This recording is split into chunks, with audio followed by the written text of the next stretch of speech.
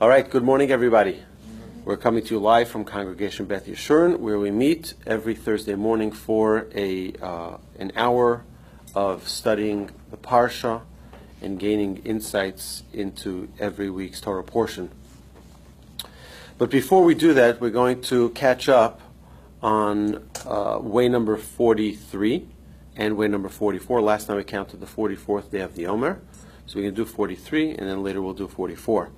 So the way number 43 is Mityashev Libo B'Talmudo. So I say to say there's a fundamental principle that needs to be applied. And that is, when you learn something, think of a way that you can apply what you learn. Many times people learn things and it remains abstract. It remains, one of those topics of discussion. Very interesting that we have, many different topics, subjects that we learn in school. We learn math and we learn science and we learn all these other topics, but not many of them do you really act upon immediately. Right? Language, hopefully you do. English, writing, and grammar, and right? So those types of things you do. But when someone learns Torah, the problem is that many times people think that studying Torah is another subject, and it's not another subject.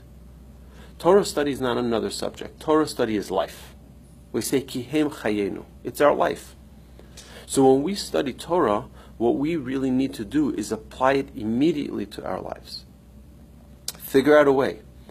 And it's, the halacha says an interesting thing. If you take something, a nevela is something, a part of an animal which is not kosher, or a piece of an animal that's not kosher, you can put it into honey, right? And after a long period of time, that you can take it out and eat it. Why? Because the honey has such strong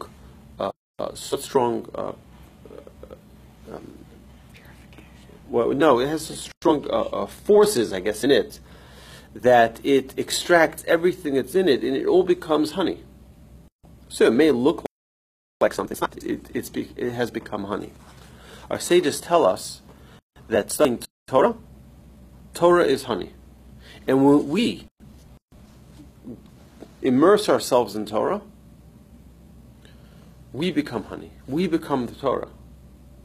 Right? When we become just like that piece of non-kosher food that gets put into that honey, it completely extracts all of what it is, what it was, and now it becomes honey. So too, a person can go and study Torah. Someone goes to law school and they have anger problems. When they leave law school, do they still have anger problems? They do. When someone goes to become a doctor, after 8 years or 12 years, they're now a doctor, but they were arrogant before. Are they going to be arrogant after? Most likely, right? Just because you go and learn new subjects doesn't mean that you change, except when you learn Torah. When someone can go in to study Torah, again, studying it properly, internalizing it, and it will immediately eradicate all of that pre-existing flaws. And we see that a lot. We see that by Rabbi Akiva, very interestingly. It says that Rabbi Akiva, his father, made a promise, an oath, that when his daughter was marrying Akiva, that he will never benefit from his possessions. Never benefit. Why? Because he wanted his daughter to marry a sage, and she marries this Akiva shepherd boy, right? Now, we know that 24 years later, he became the great Rabbi Akiva, and he had thousands and thousands of students, and all the Torah that we have today comes through Rabbi Akiva.